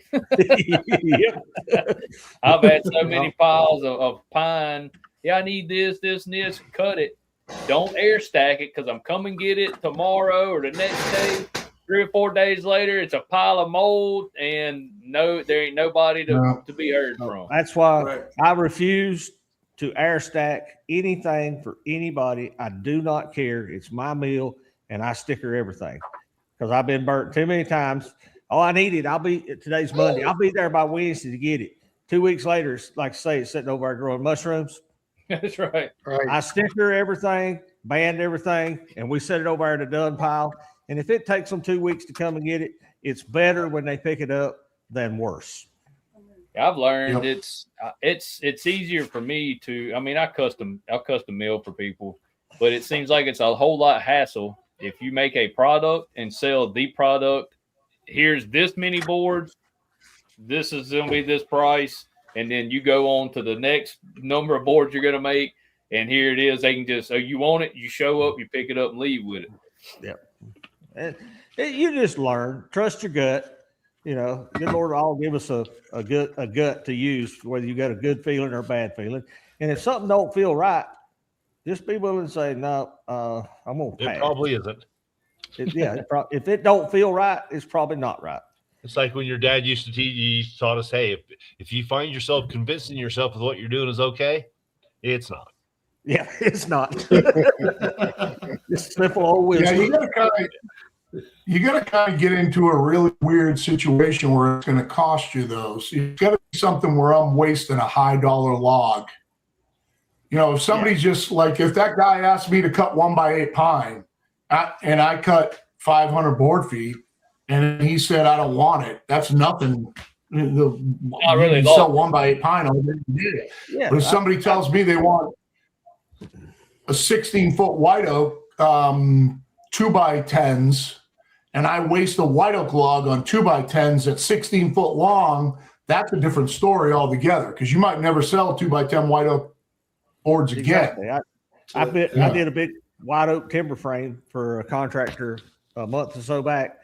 Called me out of the blue, and first thing I asked him, I said, "You tried to get this somewhere else?" He said, "Yeah, I've tried everybody. There won't nobody do it." I said, "I'll do it." I said, "You're not going to like the price." And he sent me a list, and I sent him a price for it, and he said, "What do you need to do?" I said, "You need to bring half of that total I give you and come see me." And a week went by, and he didn't show up. And he called me a half towards the end of the next week. He said, "Man, I forgot to bring you that money back." I said, "Well, I didn't forget, and I hadn't sawed those logs either." That's what we do. One thing I learned too. He come by, wrote that check out. It cleared the bank. We did the work. He picked it up, wrote the other half of that check. Everything was good, but I got to cover my own rear end because all that timber frame stuff is just wasted white oak because I won't need it again.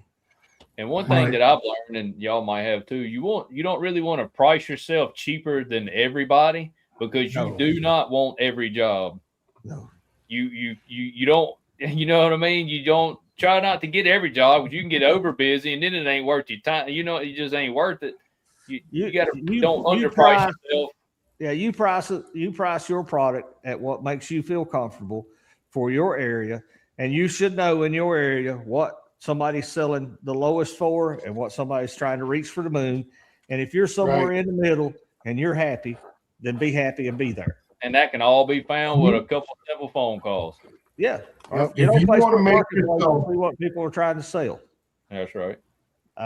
If you want to make yourself the worst business model, if you want to make yourself the worst business model that you can possibly make, start by trying to be the cheapest at what you do. That is the worst business model. You could not possibly make a bigger mistake. If you're out running a sawmill for a living, this ain't Walmart. Yeah. And everybody doesn't do it. But in any business, no matter what it is, the worst thing that you can do is be the cheapest. That is the absolute, you're better to turn that away than be the cheapest at what you do. I teach that on our YouTube channel. Learn your craft. Be the best sawyer in your neighborhood. Put out the best quality product of anybody around. We all make mistakes, but your goal, every board they take home is the same thickness, the same width, same lit, as perfect as you could make it, and then charge a premium price for what you do. And people will go to the cheaper places and they'll take that crap home and build with it, and they'll say, "My Lord, what did I get?" You'll price yourself out of business is what you'll do. Yeah. Well, yeah, exactly. When I was in the seafood business, we used to call it, oh, you got your kid there, a WHORE business. That's what it was called. And you circle dial a bunch of people in the morning, your customers, and they, say, do you need anything? I need X amount of cod. I need X amount of haddock. I need X amount of lobsters, whatever. The ones that would ask you the price, they'd have 4 or 5, 6 different people calling them, and they'd say, "Whoa, what did Bill quote you?" Well, he quoted me $3.25. Well, I'll sell it to you for $3. The next guy calls, so I'll sell it to you for $2.95 a pound, and they keep going down and down and down. Well, every time when somebody would do that to me, I'd say, "Good, buy it from them. Don't call me on the 4th of July when you can't get anything." Exactly. Because I come to you 364 days a year. The only day I get off is Easter. The only day is Easter that we don't go.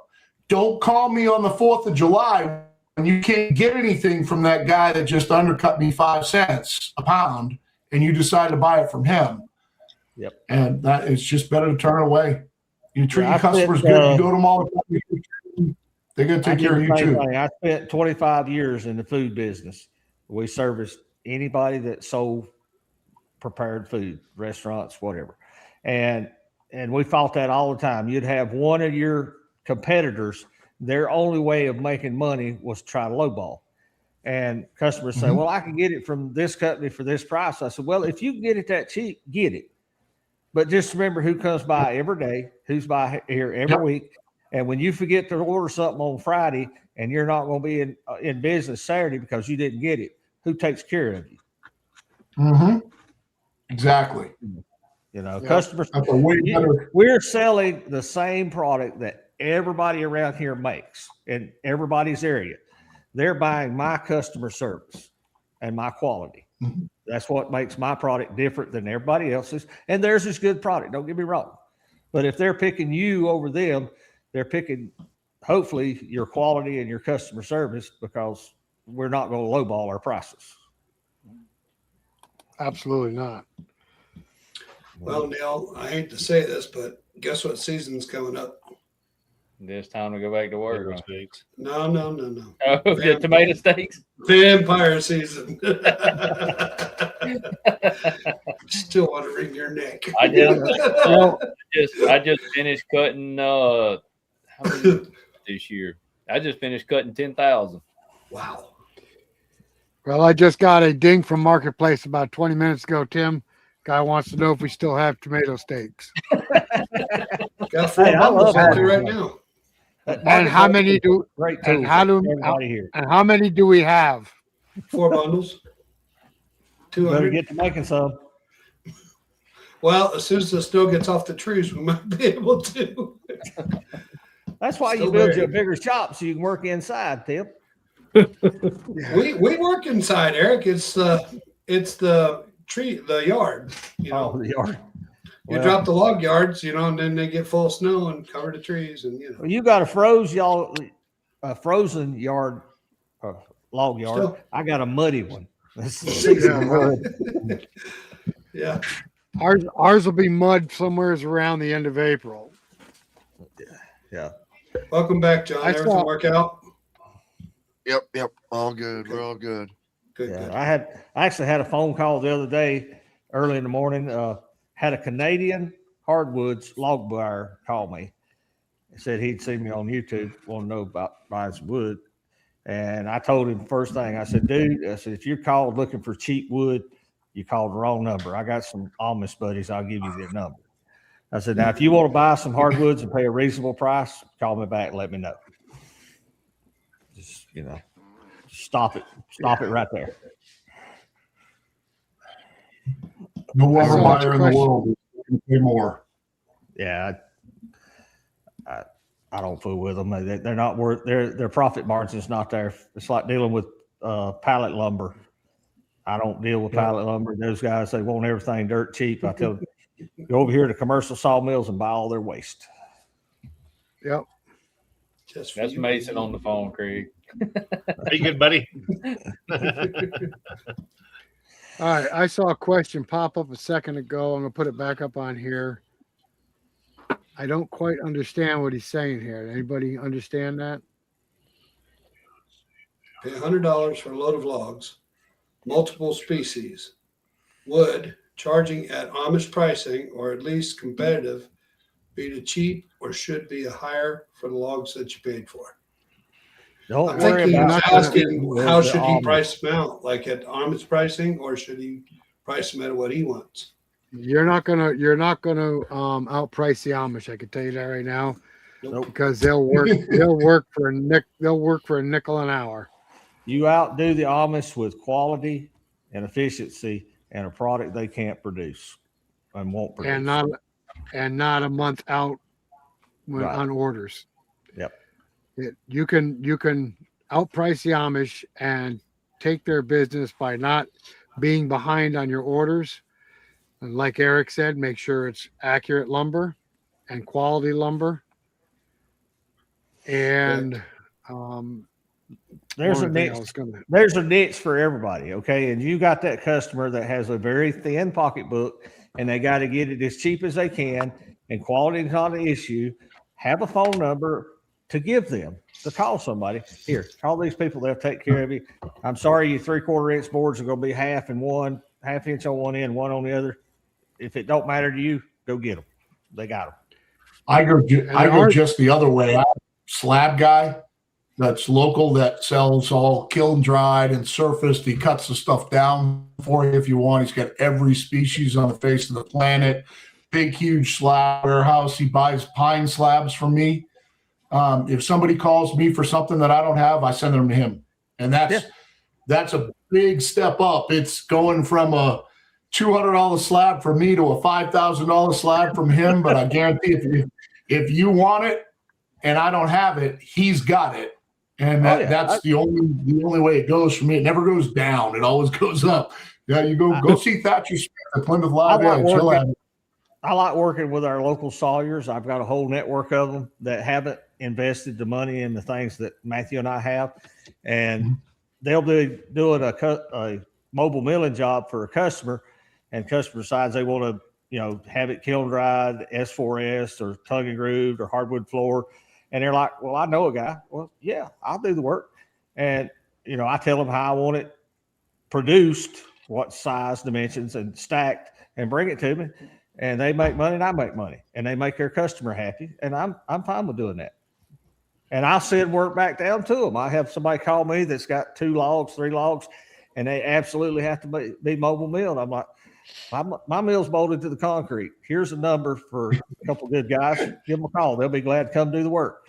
right. Yours is bolted to the concrete and plugged in. Yeah, and plugged in. But you take care of your local sawyers, the ones that work with you. I send them work all the time. I probably shouldn't admit this, but I've been known to go down and buy trailer load of 2x6s and 2x4s from the Amish and resell them. Wow. That's filthy. Stop. Stop it. It's a business decision. Business. Oh, I feel like I have to take a shower after thinking about that. Oh, that is dirty. Well, when they're selling it 30 cents a board foot less than I can, and it's already cut and ready to go, all I gotta do is put it on a trailer. I'll do it. Yeah. Yeah, no kidding. Yeah, You should keep a whole stock in your yard. I don't know. Money's money. Don't matter how you make it, guys, as long as it's legal. That's it. Right. I kiln dry and for secondary process a lot of wood that I didn't saw. And I have told customers, I said, if you ever want to do this again, just bring it to me. I didn't know the sawyer on that one, but it happens. I mean, you got to learn. I know, and I'm sure everybody here does. You can think back to when you first got started. We cut some crappy wood. We was having fun cutting, but we didn't know what the heck was doing. Well, Eric, we still cut crappy wood because people like that shit for crafts. No, they do. Serious. We'll take firewood and slab it up. We don't care. It's hell. I get people every now and then call looking for something cheap, and I have to chuckle. I said, well, you called the wrong number. Well, I'm just looking for some waste slabs. I said, I don't let waste leave here. Didn't say it was waste. Everything's a good quality board. We'll take firewood and turn it into $1.50 a board foot. There you go. Absolutely. Well, we And can't cuts sell a lot firewood quicker. around here. People have gotten lazy. Natural gas and electric is too easy. Well, don't move to New York, because by God, our damn energy prices went through the roof. Oh, I know you boys have a lot more cold weather and you have a lot more demand for, firewood. But down here in this particular area, all the people moving in are northerners and they're sick and tired of firewood and they got access to natural gas. And for $50 a month, they heat their house and don't have to fool with it. We're not actually talking about selling firewood though. We take firewood Oh, and turn it into slabs for $1.50 a board foot. there you go. Turn them into steaks. That too. Or no, steaks. Steaks pretty much got to be pretty much not free. Yeah, they got to be not free. Boy, I call a lot of them. Oh yeah, I know, Neil. I know. And then you got firewood after when you call that. Now you have firewood because you use hardwood. I don't know how you boys sleep at night charging so much for them tomato steaks. And then the ones that break, you use them for stickers. So hey, multi-purpose. That's it, man. We are, Andy. You guys price tomato steaks, hardwood tomato steaks. We're less than half price for them at Lowe's, right, or wherever it was you saw them. I haven't bought a steak in years. No, but you guys sent us a picture of tomato. Paul priced them at Holland Pat Nagway. Actually, it's a co-op. It's a dairy co-op locally. That's where he got the price from. Do you remember what the price was on a 4-foot steak? Remember, Paul? It's what ours is. I think he's looking for the photo. Yeah, I think we like charge $5 about or $6 or something. I think we charge about half of what the big box stores are getting for steaks. That sounds It was about right, $6 yeah. a steak. Yeah. 6-pack for You get 6 footer, yeah. The steak 6 footer. anything else. at Lowe's. Neil, what do you charge? $2, right? 5 foot for $2.99. No, I'm just Southern okay. Yellow Pine. Square. I don't have to point anything or anything like that. I get right at $1 board foot. It comes out to $1. 50 cents a piece.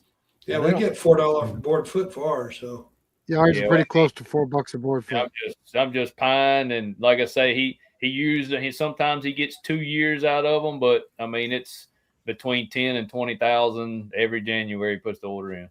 They don't have to sharpen them down there. They don't have to play No, in the fields.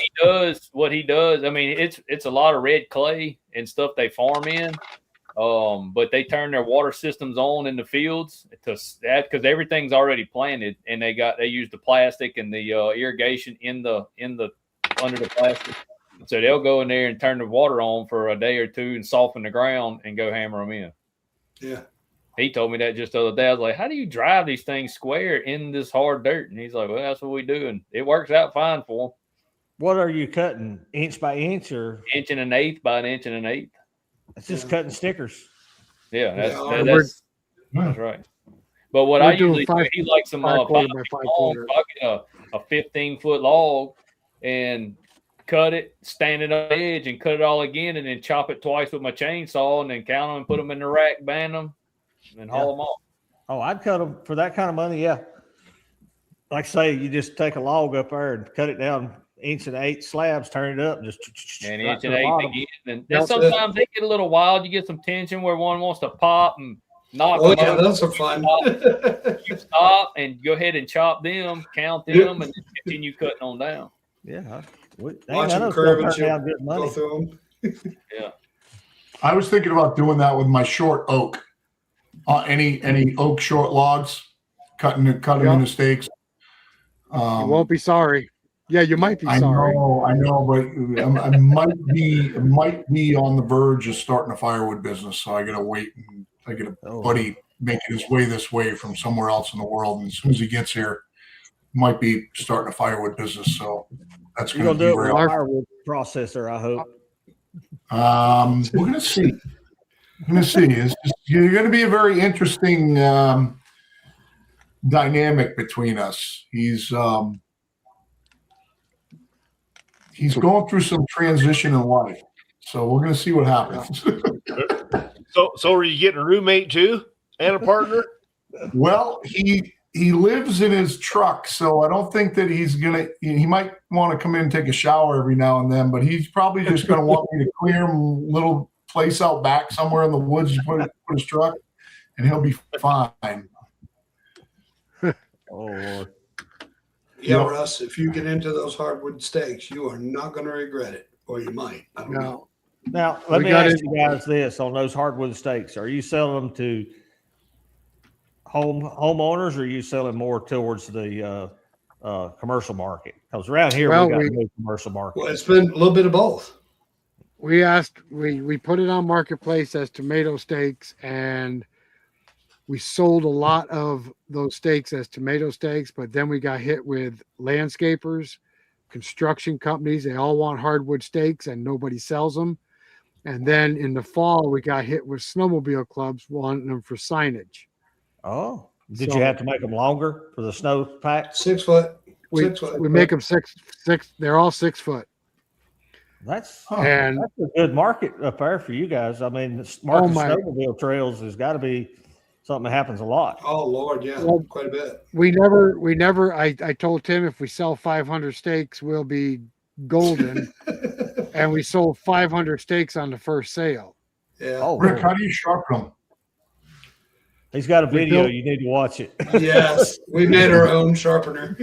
It may not be OSHA approved, but it works. Well, It just a definitely very is handy.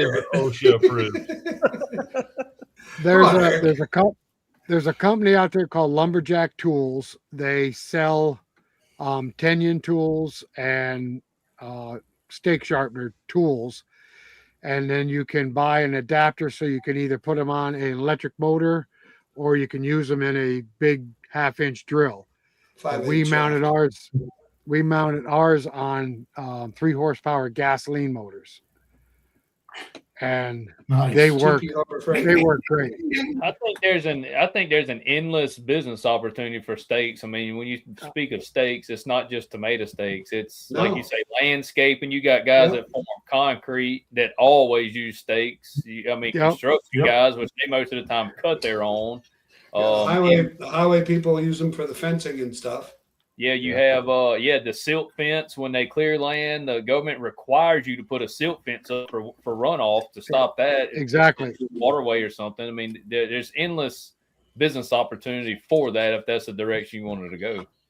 I'd hate to know how many tomato steaks I've made as stickers over the years, and they've just gone away. Hundreds of thousands of them. Just Well, it stacking shocked lower. it shocked us because Hudson Forest Equipment sells a stake sharpener, and they told us there's a market in it. And I'm like, okay, yeah, maybe. And then Neil last year was talking about cutting 10,000 steaks. So I I cut said, well, 20,000 last year. I said, so well, let's try it. Let's try it. If we sell 500 steaks, we'll be ahead. Well, 500 was the first order, and it didn't slow down until the snow fell. How do you package those to put them on somebody's truck? Do you put them on a pallet or a skid or something? Oh, for me, Yeah. Hand load. I put mine We in. banned- I got a steel rack, and I usually put 500 to 600 in there, and then I got the banding material, and I band both sides, pick them up with the forks. So that's how I'm 500 to 600 in a bunch. We band them in packs of 25, and then we have a rack where they're just loose in the rack, and people pick out whatever ones they want. But I yeah, have to think about that. I mean, make a few and put it on marketplace and just see what happens. What's the worst you got? It's a bunch of extra 5-foot long stickers. Well, When you you might- you might get into something, you'll be sorry. you're trimming an edge of a board, you're cutting wane off, or anything like that on the edge of a board. You can always get a couple steaks, and just Right. like you do with a packing strip. I mean, you can turn that waste into something to sell. Well, that's Well, normally quite how frankly- I cut my stickers. I cut all my inventory at 1 16 inch, and I like all my stickers to be 1 16 square. So when I'm cutting my inventory or customer would, and you got to trim it off, stand them up there and make you 20 or 30 stickers and stack them in the That's it. corner and Yeah. use them. Well, what I do. what we do is we throw a 12-foot-6 log on the mill, Yep. just 5-quartered all the way through, then stand it all up and 5-quartered all the way through again. Cut it Oh, in yeah. half, and whatever's good is steaks. Yeah. That's right. It's quick. All done It's trail. quick. It's very quick. And it takes about 6 seconds to sharpen each steak. in Well, the we've machine. been talking about how to make money We'll with watch a it on sawmill, Cut and My this, Steak if anybody's interested in it. What's that? this is a good I thing got to learn in Video your on neighborhood. cutting those steaks if anybody's interested in it on how I do it. And if you really want to watch something cool, watch us sharpen them. Yeah, then you can watch the sharpening, then you'll know the whole package, huh? We got sharpened steaks. They got nice points on them. They're making Yeah, spears. Willie's Firewood down here says he sells his to contractors and grading companies. Yep. Yeah, we got absolutely. hit. We got hit with a lot of contractors and got hit with a lot of grading companies. And then we had one guy get 1,500 steaks from us. They were building. Now get this. They're building fences for rich people and weaving willow branches Willow, in between yeah. the stakes. You ever heard of that? Wow. Yeah. Building a fence out of live. Willow. Yep. $500 a foot.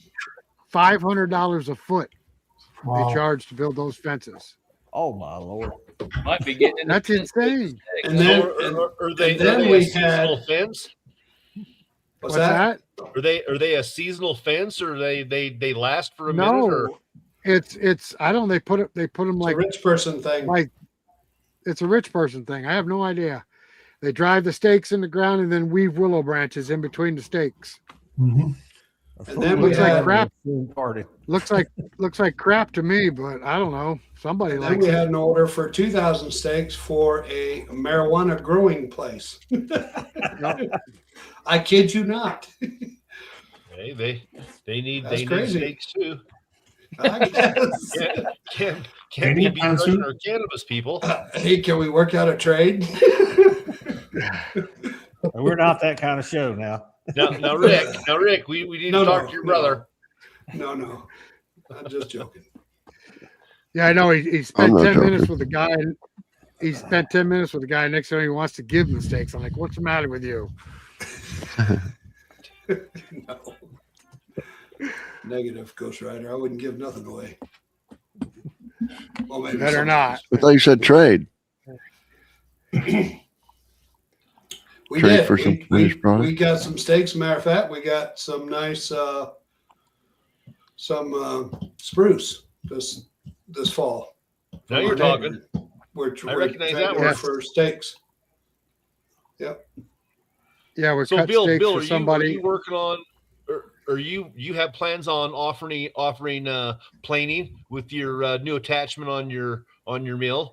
Is that something you're looking forward to in the future, or is that just something you were doing for a project? They want me to test the thing, so I definitely have plans for it. I just can't find that. I haven't been able to find the time to put it on yet. I got to add the other 8 feet. So what Craig's talking about is I've got my mill's stationary. It's going to 32 feet long, and I've got a molder planer head here to go on my sawmill. It's going to mold and plane the other way. So I'm going to have my saw head's going to go one way, the molder planer head's going to go the other way. The saw deck is exactly the same. It will hold everything, and you can make your molder knives up to cut whatever profile you want. It's basically a D-log setup. You cut a 8x8 cant. The molder head will cut the D-log profile on the side, and then I also have a tongue and groove knives that will cut tongue and groove on the top and bottom, so you can stack up Lincoln logs with a round outside profile, 8 inches thick, no frame in, and build yourself a cabin if you want without having a frame with a single stick, except maybe your door jams and stuff like that. But just stack them up. Around here, I think there'd be a good market for it for like landscape timbers and things like that. So So does the planer head roll on the track, or is it fixed? plane flat too, and you can plane flat 16 inches wide, but you could also move it so you can plane your full deck wide. So whatever you can cut for your deck width, which on mine is 31, I could plane 31 wide if I kept step over like slabs. Nice. But I don't know yet. I have it set up. It's in my shed. I assume that you'll be able to saw upwards of 30 foot in length now if you wanted to. I will be able, at 32 feet, I'll be able to saw 28. Okay. Because we're doing the same thing with ours. Yeah. We're adding a 12-foot bed extension to it. I don't plan on using it every day, but it's one of those things when you do use it, it pays. Right. How are you They gonna wanted get to, around- I'm 24. I'm 24 feet long now. They wanted me to add a whole separate unit. And I said, well, what kind of bed does it run on? And they said, well, it runs on the same track as your sawmill. And I said, well, don't send me a whole separate unit. Just send me 8 foot of bed extension and I'll run it the other way. Yeah. You know, I'll put them both on the same track. I don't need them separate in 2 separate units in my yard. Right. Yeah. I assume your Norwood's a twin rail. You mean twin uprights? Yeah. Or twin Yeah. rail that runs on. Well, that works out good then because you can run them from one end and the sawmill head on the other end. Yeah, exactly. Exactly, yeah. As opposed to yours. Yeah. Is the planer head manual push or electric drive? It's manual push. Yep. It's manual push. It's just like the saw head. It's exactly like my saw head, just with a shaft and a planer drum on it. That's what I tell people all the time. Find a way to add value to your wood. Saw and green lumber is great, but the more value you can add, the more times you get paid for that same log piece of lumber before it leaves your property. Yeah, Neil preaches that too. Yep. That same thing. Yep. Yeah, I mean, and not everybody needs tongue and groove, needs hardwood flooring, but when they do, they don't have to go to somebody else. You're there. You cut it, you dried it, and you finish processed it, and it goes into their project or their house. And once you get your name out there, you just get more and more phone calls, especially contractors. They like dealing with somebody that they know that they can go from start to finish and get what they need. I like the contractors that call me early on and say, hey, we're clearing this lot. And I told the homeowner that you could cut it, dry it, and make something out of it to go back in their house. And I'm like, yeah, I'm all in. Bring it. So Yeah, Eric, I believe that. what's the thickest board that you can do TNG on? 1.5 inches currently. 1.5 inches. Okay. Yeah, actually got a bunch of it to do next week. Pine. I would have to believe there's a big. I would have to believe there'd be a big market in log siding up here. I get some calls for people wanting D logs, the fake ones you just put on the side of the house. Yeah. Right. We call that log siding. You take take a. I got a big 1.5 machine. by 8. It takes a bigger one than I got to make that stuff and make it, in a timely fashion. Right. I've done some 9 1/4 inch siding at a 2x8s. It's slow, isn't it? You got to take your time with it. Yeah, it's a little bit slow. It's putting that slight arc on both sides of the cans. Yeah, if I was going to do that, actual 2x8 Traegers are 1.5 by 8. Yeah, they make them. It's an 1.5 inches. Yeah, they make a mill that's got a progressive head that you can run at 30, 40 feet a minute, but it's a 6-figure check to write. Yeah. You got to put a lot of that. So Billy, Brett was asking, what do you use to handle those size logs? I have a 74 horsepower Bobcat track machine, T650. It'll pick up 7,000. It has. I've never gotten a log in that I couldn't pick up with it. It's an absolute little bulldozer of a machine. We bought it before we bought the sawmill, like I said earlier. But we got it in a little trade-off for a company that owed us some money and had lots of Bobcats. And we got that in a trailer. And it's I can't say enough good about it. It's an absolute monster machine. There's a misconception for you too about the sawmill business, Rick. You were talking about that earlier.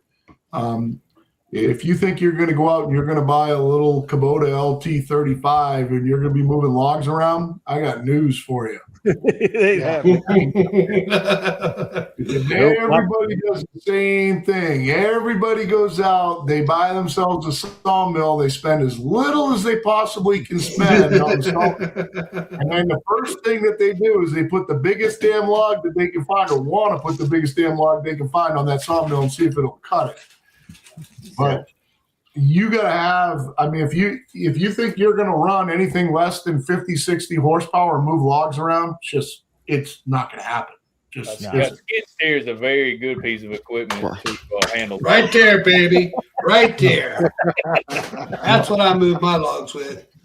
I used to tug them around behind the pickup truck when I was chainsaw milling. I used to tug them around behind the pickup truck and chainsaw mill them up. I get a little crane in the back of the pickup that I had that winch them into the back of the truck. The slabs that were 4 feet wide by 4 inches thick, and but the sawmill, getting logs up on the sawmill and getting them out of log piles and everything else. They're not always the one in the front. No, the log I agree. Might be 10 logs deep. It's the best one's always in the bottom and the back. on the bottom. Exactly. What would you suggest? You're not going to move logs. What would you suggest for Russ on that question, Bill? On he's one of my firewood buddies that's gotten into finding out how fun milling is versus how much he can actually make out of it. He wants to start subsidizing his plow truck. He wants to stop pushing snow and start cutting wood instead. Blame him for that. Yeah, he's told me he's been looking at the LT50, but I don't think he's actually decided. Yeah, he's got the monster, doesn't he, Craig? Yeah, he's got that green. The green it's built up. monster? Whatever. I thought that was hydraulic. I thought he said that was hydraulic. No, it's a manual mill. Oh, What part's kicking his ass? I think just the how much traction he's getting with it. Now that he started, he's getting a bunch of people that are knocking his door down. Oh, good. So just kicking his ass being busy. Yeah, I think so. Being the manual mill, I think that's how I'm reading that. And by talking, you can do anything with a manual mill if you got a little bit of finesse. Yeah. Oh, they are. They're making. I'm talking about. You could put drives and stuff on them. Yeah. You could put feeds on them and stuff. But a hydraulic mill is so much more efficient and faster. Yeah. No ways about it. Having started as a manual and then put hydraulics on my mill, I would never want to go back. Absolutely not. And he can sell that green monster. He can probably get what he paid for it and just upgrade to an LT35 or something like that. And if he wants to be serious, get a hydraulic mill. If he's getting his butt kicked and he's got all this work, that should be a no-brainer. Yeah. But Craig, were you talking about for a machine or for a sawmill? For a sawmill. Oh yeah, I mean, an LT35 would be a huge upgrade for him, and they're not that much money. Yeah, like I said, he does a firewood business, so he's got equipment to handle stuff. I think they have a track hoe. They just put a claw on, and then he's got a wheel loader. Yeah, He's you can buy a brand new bunch of equipment. You can buy a brand new LT35 with less than 200 hours for 30 or under right now. Yep. They're all over marketplace. Yep, 100%. Yeah. And if you're doing any kind of work, that's a very small investment for what you're going to gain. Now you got to work, but you can see the payback real quick, especially if he gets up to 1,000, 1,500 board feet a day with him and a helper. You can do the math real quick. Hey, this is paying for itself. Yeah, if it works. I said that for years when I was mobile milling. I said, man, if I could saw 3 days a week, I could survive. Yeah, he says we have too much iron. He's leading for the 50 wide. Yeah, he'll want to do something more than LT35, I think. And then when you get to the computer, like the 50 wide or whatever, you get to them computer mills, it's on a whole nother level. Yep. He Yeah, take they got the their guess- learn Pretty out. simple. It's pretty. The AccuSet 2 is pretty simple to pick up. Yeah. Now this one over here, the DCS, you're going to spend some time learning how to run it, but it does so much more pattern sawing. I wish they offered it on the 50s. So it's a step up. But yeah, if he's looking to really up his production, an LT50 wide, what's a 50 wide now? 31, 32 inches, Craig? Yeah, I don't do anything over 32. Yeah, and my 70's only 34 with the high performance blade guides on it. I mean, I don't want to handle 34-inch wide slabs, guys. Them things are heavy. I've only Here's cut. I've another- only Rick, maxed there's mine another out a big couple misconception times. about sawmill business right there. Yep. Size of only maxed- walls. I've only maxed my 2020 out a couple times, and that 36 inches, and you got to have a tractor to move the slab. I mean, you don't You just cut a slide. 3-inch slab that thick, you shove it back on the forks on the tractor because you ain't gonna manhandle it. That's right. Nobody sawmilling and cutting lumber wants 30-inch logs. Nobody does. You want 18 to 22. Put me 18 to 22 all day long. That's the sweet spot. Yep. And you know, in that pine and down here anyway, in the pine, it seems the bigger the log you have for pine, anyways, the more you run into tension problems. Especially if you're cutting a stack of 2x6s or something out of it, you'll have them. They'll bow in the middle and do all kind of funky stuff. When it seems like the smaller trees, you don't run into all that tension so much. That's what I've seen. Some of my big spruce out here, I run into some of it has a tendency to maybe have some rod in it, being that big. I'm the oddball, and I like them 40. Yeah. Me You too. should I for guess. your damn. I like a Bill, challenge. you should like them 40. But, I have to agree with Bill. Round, 50 foot long. That's what I go after. You boys play with sticks.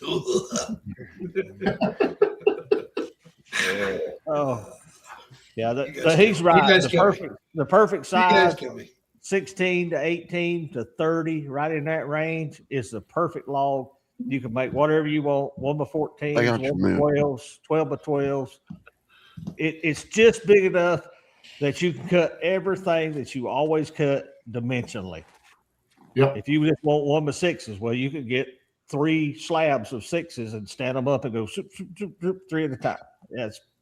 But we don't always get that perfect wood. No, but everybody always asks the same question. They always say, I'm looking for a sawmill. Well, how big a log can I cut? Well, how big a log can you pick up? Exactly. You gotta be able to pick it up too. There's a couple of things you got to look at. You can have the widest mill in the world, but if that log's crooked, you ain't cutting it. No. If it's got a good bend in it, you ain't cutting it. Right. I don't It's care gonna how be- wide your mill is. Yeah, You missed. everybody's got to learn the hard way. Somebody asks you that, and then they bring you a log, and you're like, "Oh crap! Now what do I do with it?" You know. Eric, I like I got these logs. They're perfectly straight. And I say, well, until you put them on something that's flat. Yeah, I'll show you what flat is. Just give me a Here's an minute. arrow. Yep, sure. I get a good bit. People bring me some real high end stuff: cherry, walnut, maple, and I just want a 2-inch slab, and that thing will look like a banana. And I'll lay it up on the mill to where the banana is the widest part, and I'll cut that thing like a banana. And Matthew said, "What are they going to do with it?" I said, "They're going to make a curved bench." That's all I know. I said, "If I turn it up the other way and try to cut it flat, they're not going to get nothing." No. Oh, good. But you get a long log that's got 2 foot of bow in it. It looks weird on a stack. We've cut doesn't stack bows. good. We've cut bows into slabs and sold them. Yeah, I mean it's Sold beautiful. them piece of pretty wood. quick.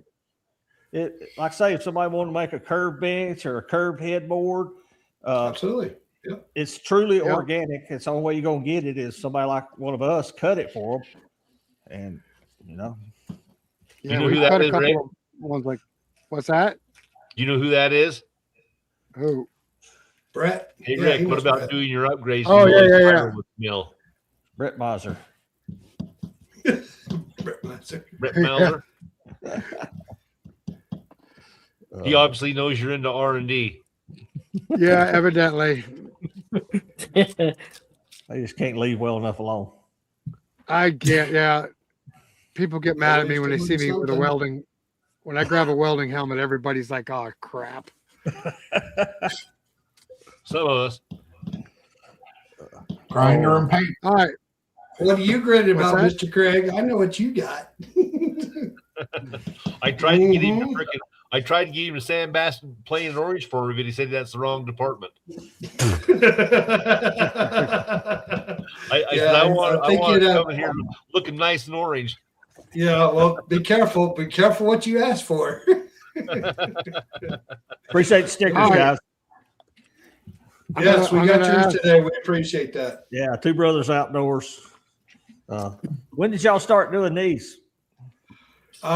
We just started about a month ago, Rick? Yeah. You did. I didn't. Yeah, Everybody- iron on patches. Yeah, Everybody's going to Those get them. keychains, yep. you don't have another everybody's gonna get sideline business. I'm not going to sell that crap. I'm just going to give it. No, it's going to be like novelty stuff. Just give it away. You know what I mean? Yeah, To the vampires. Customers. I like the saw blade. You like that? That's the one I Rick like. came up That's with the one that. I like, That the is saw blade. awesome. Yeah. Yeah. We need to get numbers on them for our inmate number, Rick. I like that idea. We can surely do it. Well, I've Look, got, guys, I've got, I really enjoyed the show. I gotta get out of here. Mr. Billy, it's good meeting you. gotta go fly. Leo, some you fish. too, man. I love watching your channel. Thank you very much for having me on. Oh yeah, yes sir. Anytime. Y'all have y'all a good evening. See you, Neil. All right, Thank you. Neil. Thanks, Bill. We'll see you. all right, William, I'm going to ask you one last question. If somebody watching tonight wants to turn their wood skills into an income, what advice would you give them? And running and runaway is not an answer. Play to your strengths and play away from your weaknesses. So pick out what you do good, and you'll find there's so many things you can do with wood. You'll find some niche in that area that you can do really well that you can make money at. I think the worst thing you can probably try to do is do something that you don't know how to do and try to make money at it. That's how people go broke. So pick something that you really are good at.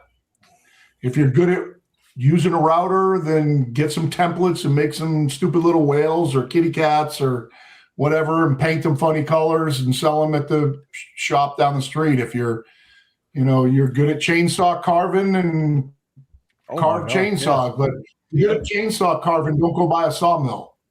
It's play to your strengths, play away from your weaknesses. Exactly. Yeah, I'm Good not advice. running a sawmill business is not for everybody. Just because you like working with wood. I tried to run a woodworking business, while I was still working, doing stuff on the side. And I got to the point I just truly hated it. I didn't like it. It wasn't my passion. And I got in, bought a LT35 and have loved it ever since. And that's something you can do every day. Yeah, I get mad. I fill my swear jar up some days. Okay, everybody does. But I still love what I do, and I have a passion for it. And I hope that shows in our YouTube videos of teaching and trying to help the next generation understand work ethic, finances, and planning, and running a business, customer service. And if you can find something that you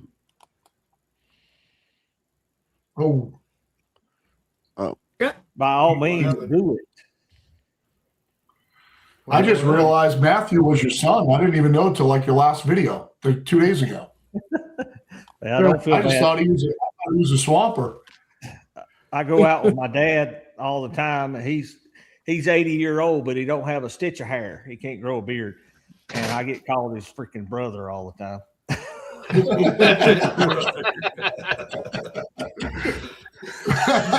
All right. That's perfect. I'm like, I don't. That's a pretty good deal for you, but I don't think I look 22 years older. I hope.